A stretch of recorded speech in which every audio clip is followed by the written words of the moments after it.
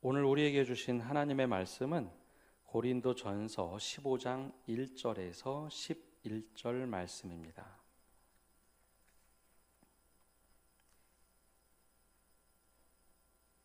이제 하나님의 말씀을 봉독합니다. 형제들아, 내가 너희에게 전한 복음을 너희에게 알게 하노니 이는 너희가 받은 것이요 또 그 가운데 선 것이라. 너희가 만일 내가 전한 그 말을 굳게 지키고 헛되이 믿지 아니하였으면 그로 말미암아 구원을 받으리라.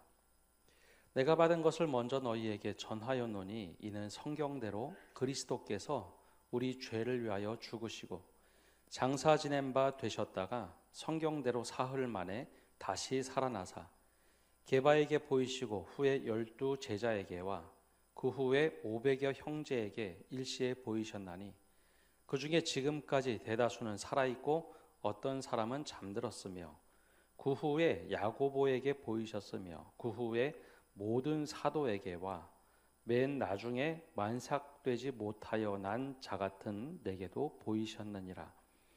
나는 사도 중에 가장 작은 자라. 나는 하나님의 교회를 박해하였으므로 사도라 칭함받기를 감당하지 못할 자니라. 그러나 내가 나 된 것은 하나님의 은혜로 된 것이니 내게 주신 그의 은혜가 헛되지 아니하여 내가 모든 사도보다 더 많이 수고하였으나 내가 한 것이 아니요 오직 나와 함께 하신 하나님의 은혜로라. 그러므로 나나 그들이나 이같이 전파하며 너희도 이같이 믿었느니라.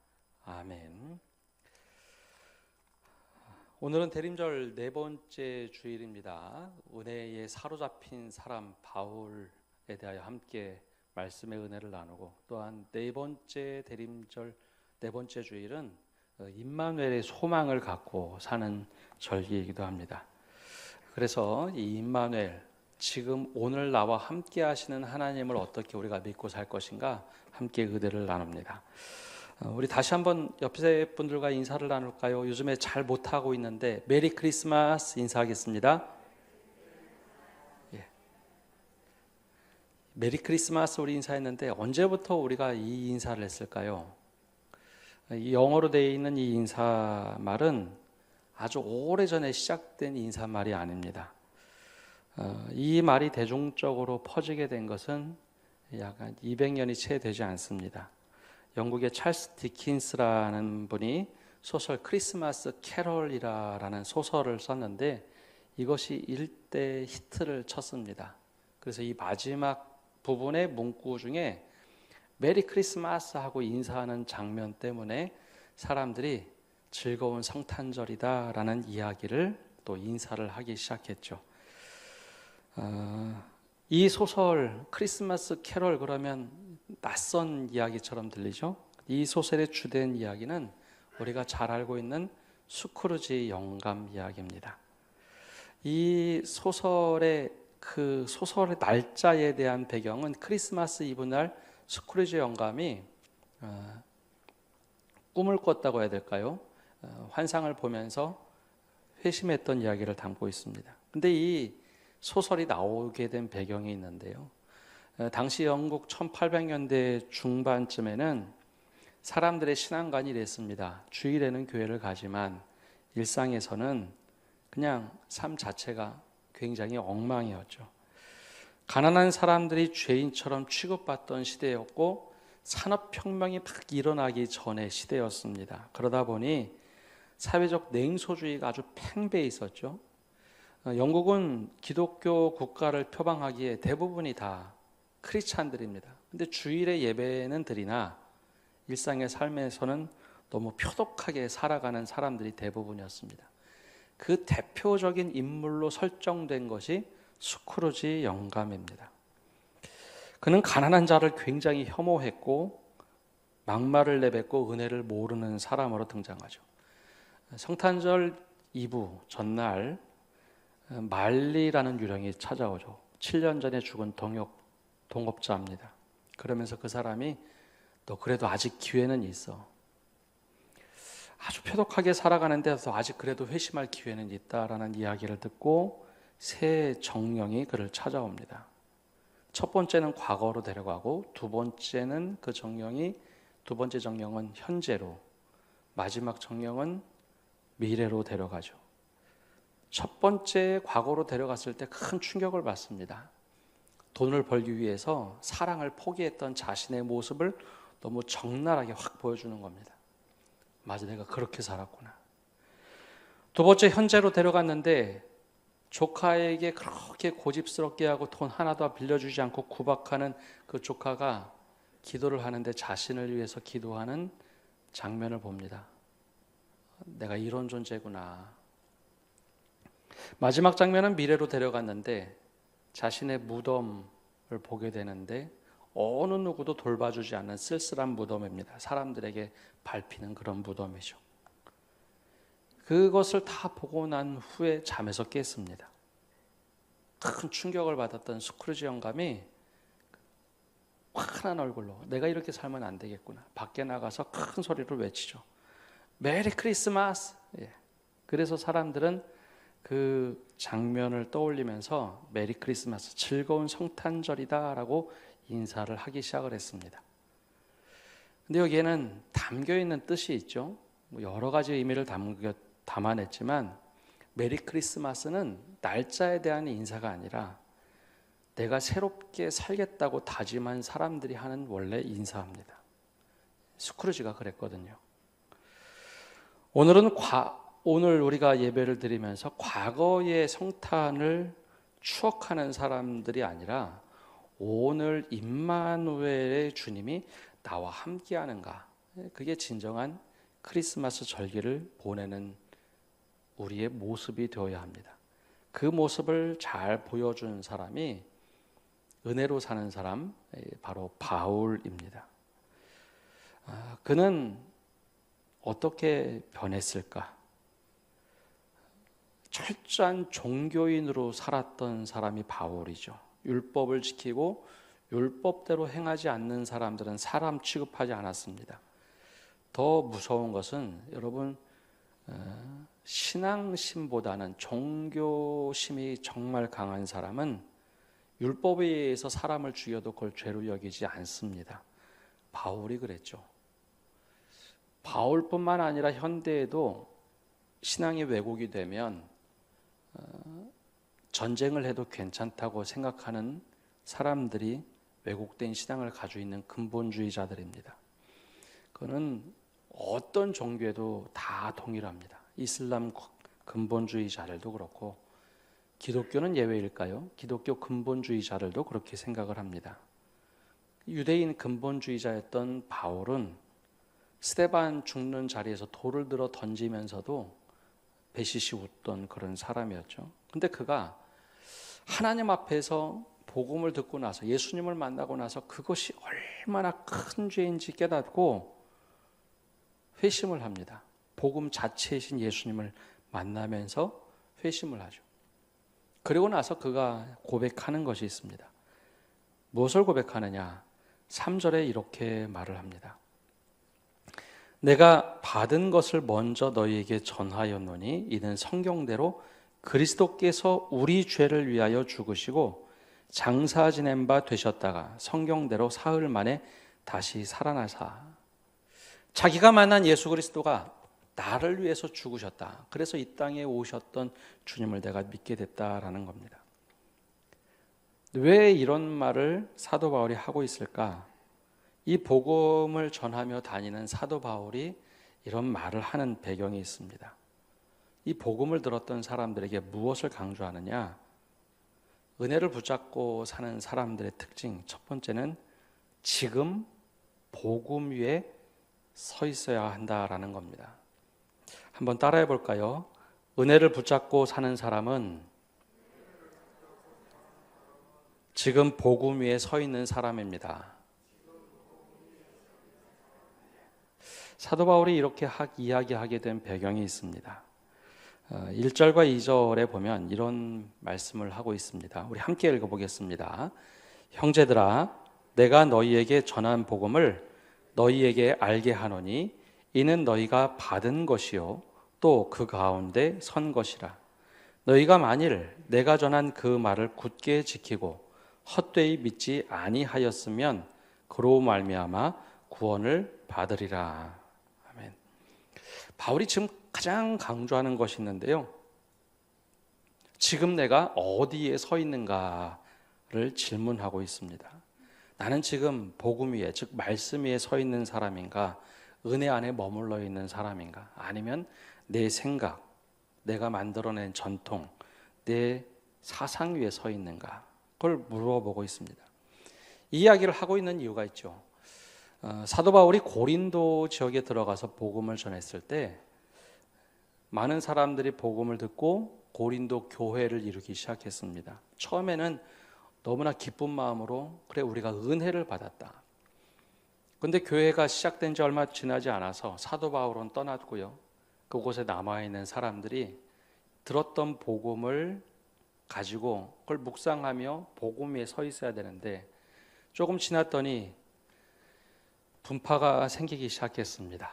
고린도 전서에 나오는 것처럼 바울파, 게바파, 아볼로파, 예수파 분파가 생겼고 또 서열 문제로 다투었고 사소하게 먹는 문제로 싸웠습니다.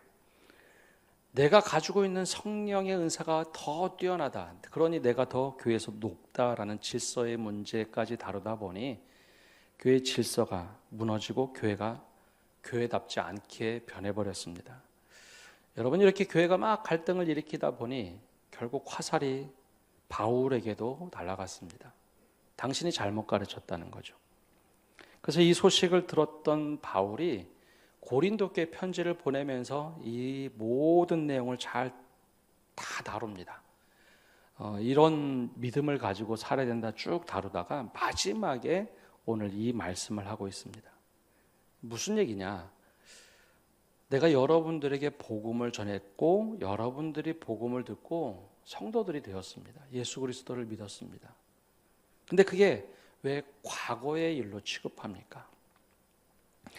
지금 가장 중요한 것은 지금 내가 복음 위에 서 있는지 아닌지를 분별해야 됩니다. 이것을 질문이 아닌 그냥 명제처럼 이야기하고 있는 거죠.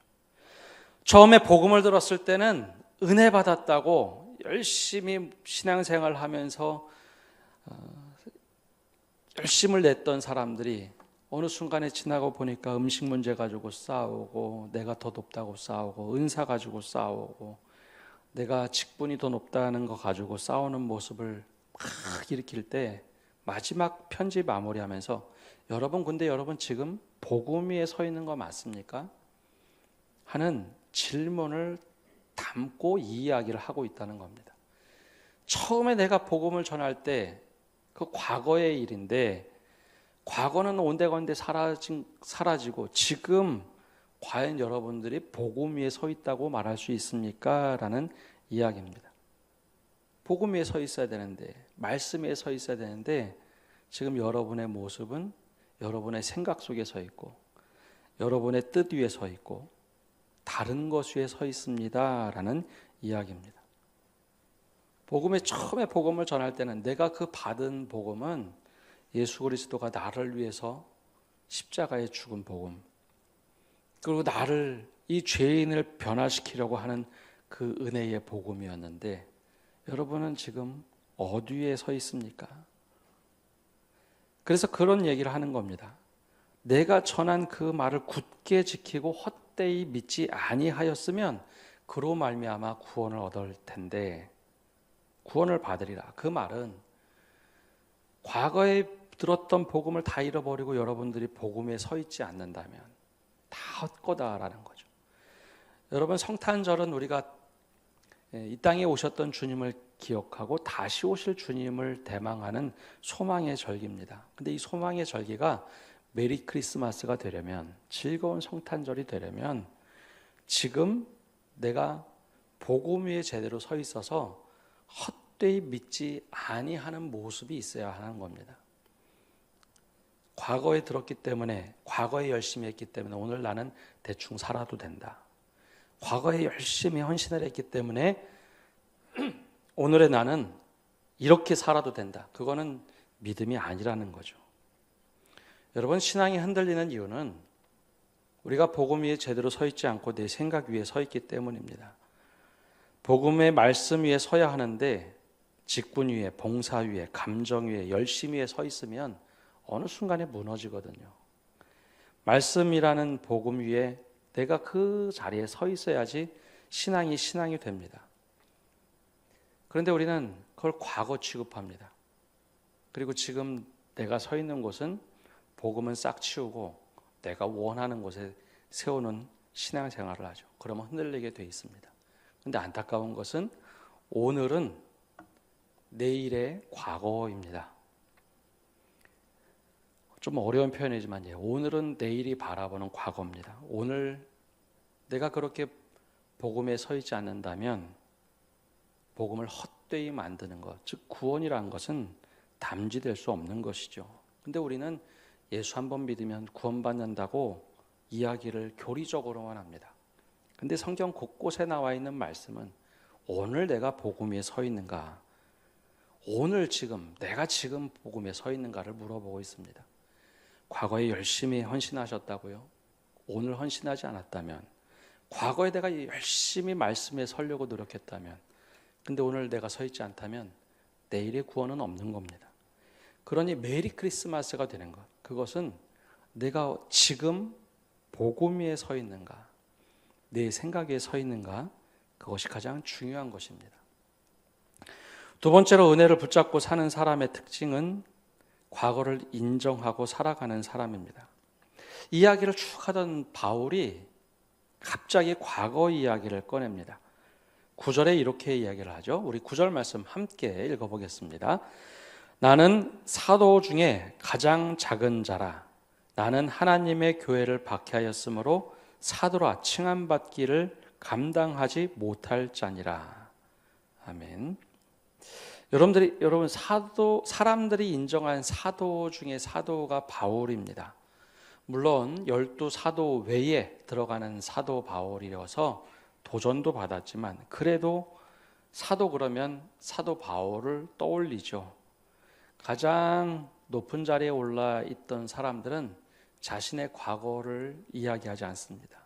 사회에서는 자기의 부끄러운 과거나 약점을 이야기하면 언젠간 그 약점 때문에 걸려 넘어진다고 하죠.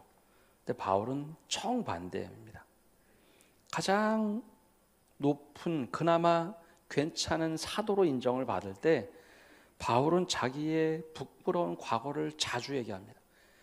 그래서 신약 성경에 보면 그 이야기를 아주 자세하게 3번 이상 언급을 합니다. 그것도 짧게 얘기한 것이 아니라 내가 이런 사람이었다, 어떤 일을 했는지 장황하게 설명을 합니다. 왜 그럴까요? 여러분, 은혜로 사는 사람, 내가 은혜로 변화된 사람들은 과거를 미워하지 않습니다. 또 과거를 과장하지도 않고요. 내가 지금 은혜로 변화받은 사람들은 과거를 재해석합니다. 내가 지금 오늘 이렇게 살고 있는 것은 주님의 은혜라는 것, 그것이 나를 규정하는 것이지 과거가 나를 규정하지 않기 때문입니다. 과거에 주님을 만나보지 못했던 내 과거가 얼마나 부끄러운 상황이었는지 그거를 당당하게 이야기할 수 있고 자연스럽게 이야기할 수 있는 것은 과거보다 지금의 은혜가 더 크다고 생각하기 때문이죠. 실패보다 십자가가 더 강하다고 믿기 때문입니다. 그렇다고 과거가 변하나요? 바울의 과거는 여전히 어둡습니다. 스데반을 죽였던 사람, 예수 믿는 자들을 쳐놓으려고 했던 것. 그런데 바울은 얘기합니다. 지금의 나에 다 된 것은 주님의 은혜라. 과거를 지우지 않습니다. 임마누엘의 은혜라는 것. 지금 오늘을 살아가며 하나님의 은혜를 구하고 추구하는 사람들은 과거를 지우는 것을 은혜라고 하지 않습니다. 과거를 구속하는 은혜, 즉 과거의 잘못을 속죄하고 오늘을 살아가는 은혜를 말합니다. 근데 정말 바울이 변하지 않았더라면 과거를 말할 수 있을까요? 예수 믿고 과거의 모습 똑같이 지금 살고 있다면 과거를 숨기거나 과장을 할 겁니다. 예컨대 그렇죠. 과거에 알코올 중독이었던 사람이 알코올 중독을 극복을 하면 과거에 알코올 중독됐던 삶에 대해서 내가 그랬지. 내가 예전엔 그렇게 살았어. 그리고 알코올 중독된 사람들을 보면 안타까운 마음으로 이야기를 해줍니다. 그리고 다른 사람들이 그 이야기를 하면 거기에 대해서 그래 나 이런 부끄러운 과거가 있었어. 근데 나 지금 괜찮아 라고 얘기하죠. 근데 여러분 과거의 알코올 중독이었으나 지금도 완벽하게 끊지 못하고 종종 술을 마시는 사람은 과거를 왜곡하거나 미화해서 얘기합니다. 지금 술 얘기하면 갑자기 막 화를 냅니다. 왜냐하면 자신의 과거와 화해하지 못했기 때문이죠. 지금도 여전히 잘못된 길을 가고 있다라는 무의식 세계가 있어서 그렇습니다. 주님을 믿고 내가 복음으로 산다. 오늘 복음으로 살고 은혜로 사는 사람은요, 내가 변했다라는 것을 전제합니다. 그래서 과거를 볼 때 과거에 너무 집착하지도 않고요. 과거에 내가 그랬지라고 하는 것을 자연스럽게 얘기할 수 있습니다. 그 이유는 은혜 받고 주님과 동행하는 지금의 삶이 아까 말씀드린 대로 나를 규정하기 때문이죠. 내가 주님 없이 살았던 삶이 과거에 이랬다. 잘못 믿고 살았던 과거가 그랬다. 부끄러운 일이었다라고 이야기할 수 있는 겁니다. 그래서 은혜로 사는 사람은 과거를 미화하거나 정당화하지 않습니다. 그대로 있는 그대로 이야기할 수 있죠. 또 지금 변화되지 않는 신앙생활을 하고 있다면 과거에 지나치게 집착하는 경우가 있습니다. 과거를 끌고 와서 오늘을 살아가는 거죠. 이게 참 어려운, 극복하기 힘든 상황입니다. 현재의 삶은 없고 과거의 이야기가 지금 현재로 진행돼서 지금은 너무 초라한 인생을 사는데 과거 이야기만 합니다. 최근에 종영된 드라마 중에 서울 자가의 대기업 다니는 김 부장이라는 드라마가 있었습니다. 하도 회자가 많이 돼서 40대 후반 50대 이야기다라고 해서 좀 이렇게 몇 장면을 좀 살펴봤습니다. 아마 이게 보신 분들 많을 텐데요. 근데 그 주인공의 캐릭터를 보면 주인공이 과거에 있었던 성공했던 직장 생활 이야기를 김 부장으로서 오늘 매번 이야기하고 살죠. 과거 이야기, 현재 이야기는 없고 옛날에 내가 이랬어. 옛날에 이게 이랬던 사람이야. 라떼 얘기를 하는데 오늘을 사는 게 아니라 과거를 살아갑니다. 물론 이 드라마 마지막에는 회사 퇴직하고 거의 쫓겨나다시피 쫓겨난 후에 오늘 내가 어떻게 살아야 될까? 오늘을 살아가는 모습으로 바뀌어집니다. 내가 건강해지고 우리 신앙의 용어로 표현하면 은혜를 받고 오늘을 살아가기 때문에 가능한 겁니다. 여러분 믿음은 오늘을 살아가는 겁니다. 그래서 오늘 내가 변화된 삶을 살 때는 과거를 미화하지 않아도 되고 과거를 있는 그대로 다 받아들이고 하나님의 은혜로 내가 살아간다 고백할 수 있는 것이죠. 여러분 우리의 과거가 어떤 과거가 있습니까? 과거의 모습과 똑같이 살아가고 있다면 그건 은혜 받은 사람이 아닌 것이고 내가 변화된 삶이라면 이제 과거와는 넉넉하게 화해를 하거나 새롭게 해석할 수 있습니다. 그러니 부끄러운 과거라 하더라도 내가 지금 변해서 은혜를 가지고 살아가고 있다면 감추려 하지 않아도 됩니다. 그런 부끄러운 삶이 있었지만 하나님의 은혜가 너무 커서 내가 이렇게 변했노라 말하며 노래할 수 있는 성도 여러분 되시기를 바랍니다. 마지막으로 은혜를 붙잡고 사는 사람은 오늘의 나를 은혜로 해석합니다.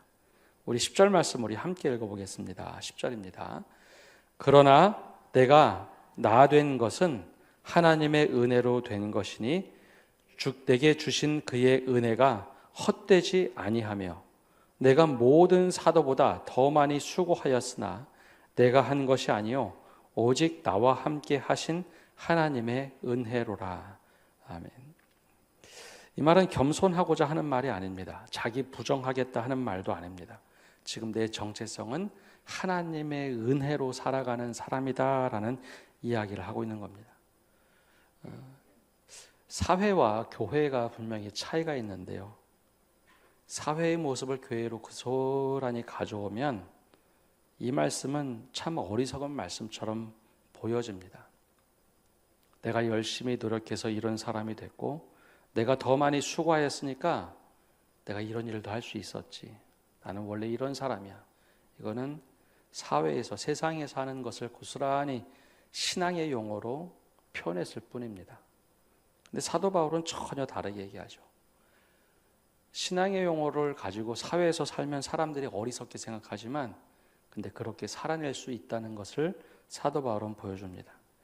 내가 지금 나의 존재로 인정받는 것은 하나님의 은혜다라고 이야기합니다. 그래서 내가 그의 은혜가 헛되지 아니하도록 모든 사도보다 최선을 다했지만 그 내가 최선 다한 것, 내가 열심히 낸 것, 내가 이런 일도 했습니다 라고 하지 않고 그거 다 하나님의 은혜라고 얘기합니다. 내가 하나님의 은혜로 이렇게 살아간다고. 여러분, 교회는 이런 고백하는 사람들이 많아야 됩니다. 열심히 수고하고 내가 이런 일 했다고 하는 사람이 많은 교회일수록 내가 주인 돼서 사는 사람들이 참 많습니다. 고린도 교회가 그랬다는 거죠. 그래서 고린도 교회의 갈등의 이야기를 이 부활신앙으로, 임마누엘 신앙으로 사도 바울은 다시 이야기해 줍니다. 내가 열심히 사도보다 더 수고했지만 그게 하나님의 은혜다. 지금의 나의 나 된 것은 하나님의 은혜다. 내가 잘나서 여기까지 왔다. 난 원래 이런 사람이야 라고 이야기하지 않죠. 하나님의 은혜가 나를 여기까지 이끌어왔다라고 고백을 합니다. 그게 바로 은혜로 사는 사람의 정체성입니다. 여러분, 이런 모습을 가지고 사는 분들이 우리 교회 안에도 많이 계시죠. 그분들을 보면 따뜻합니다. 겸손하죠. 막 일을 하고도 자신이 했다라는 이야기 하지 않습니다. 슬그머니 사라지죠. 왜냐하면 그게 하나님의 은혜라고 고백하기 때문입니다. 그리고 나서 마지막으로 자막엔 떼어지 않지만 마지막에 이렇게 은혜로 사는 사람이 사명을 발견했다 이런 고백을 합니다. 그러므로 나나 그들이나 이같이 전파하며 너희도 이같이 믿었느니라. 은혜로 막 살다 보니 나의 정체성을 만들어주신 주님 때문에 내가 이렇게 사명을 가지고 살아간다 고백을 합니다. 여러분, 성탄절 바로 전주 대림절 네 번째 주일은 임마누엘의 소망을 고백하는 절입니다. 내가 지금 하나님의 은혜로 복음 위에 서 있는지 한번 점검해 보셔야 합니다. 나는 내 생각 위에 서 있는지. 옛날에 내가 했으니까 지금도 여전히 서 있겠지. 천만의 말씀입니다. 그건 과거고요. 지금이 제일 중요합니다. 지금 나는 말씀에 서 있고 복음에 서 있고 은혜에 서 있나? 이것이 되지 않으면 우리는 성탄절 이브에 크리스마스 캐롤에 나오는 스크루지 영감에 변화되지 않는 그 다음 메리 크리스마스가 아닌 너무나 지겨운 성탄절을 맞이할 수 있습니다. 과거를 우리가 은혜로 해석하고 있습니까? 아니면 과거와 변화된 삶을 살고 있습니까? 그게 진정한 신앙의 모습이지 하나님이 내 과거를 덮어주셨다가 아닙니다. 내가 과거를 해석하고 당당하게 이야기할 수 있어야 합니다. 그리고 오늘도 나의 나 된 것은 주님의 은혜입니다.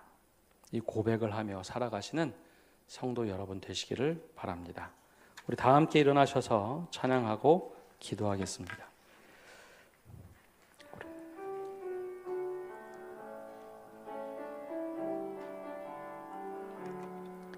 나를 지으신 이가 하나님, 나를 부르신 이가 하나님, 나를 보내신 이도 하나님, 나의 나 된 것은 다 하나님 은혜라. 나의 달려갈 길 다가도록 나의 마지막 호흡 다하도록 나로 그 십자가 품게 하시니 나의 나 된 것은 다 하나님 은혜라. 한량없는 은혜, 갚을 길 없는 은혜, 내 삶을 애워 사는 하나님의 은혜. 나 주저함 없이 그 땅을 밟음도 나를 붙드시는 하나님의 은혜. 한량없는 은혜 갑시다. 한량없는 은혜, 갚을 길 없는 은혜, 내 삶을 애워 사는 하나님의 은혜. 나 주저함 없이 그 땅을 밟음도 나를 붙드시는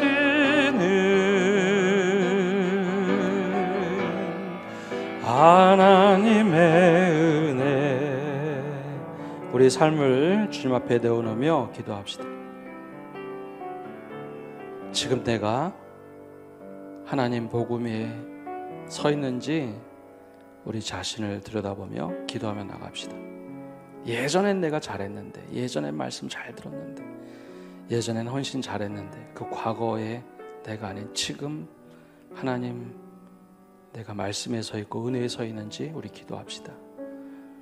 두 번째로 내 과거를 보면서 은혜로 해석하고 과거를 온전하게 인정하고 있는지, 내가 변하지 못해서 과거를 지나치게 미워하고 내가 너무 잘했다고 과장하고 있지는 않은지 주님 앞에서 과거를 은혜로 제대로 해석하게 해달라고 기도합시다. 마지막으로 지금 나의 나 된 것이 하나님의 은혜입니다. 그 고백을 하며 살아가고 있는지, 내일이 바라보는 오늘 과거에서 제대로 살아가서 구원에 이룰 수 있는 믿음을 가지고 있는지, 대림절 임마누엘의 소망을 가지고 우리 함께 기도하며 나가겠습니다. 기도하겠습니다. 하나님 아버지, 이 시간 기도하며 나갑니다. 내일이 바라보는 내가, 구원에 이르는 내가 과연 그렇게 이룰 수 있는지 바라보게 하여 주옵소서. 과거에는 내가 열심히 했는데, 과거에는 이런 사람이었는데, 하나님 오늘 내가 복음 위에 서 있는지, 고린도 교회를 향하여 눈물을 흘리며 외치는 바울의 그 외침을 다시 한번 들어봅니다.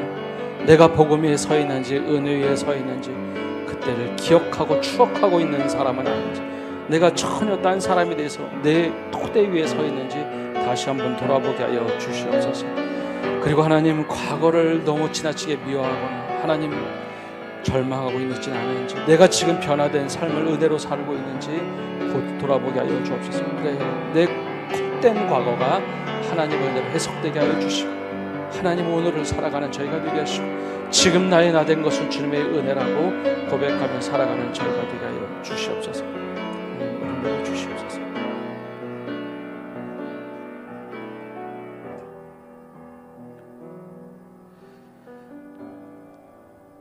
아주 긴 분량의 편지를 마치면서 고린도 교인들에게 던졌던 도전, 지금 여러분들 복음 위에 살고 있습니까?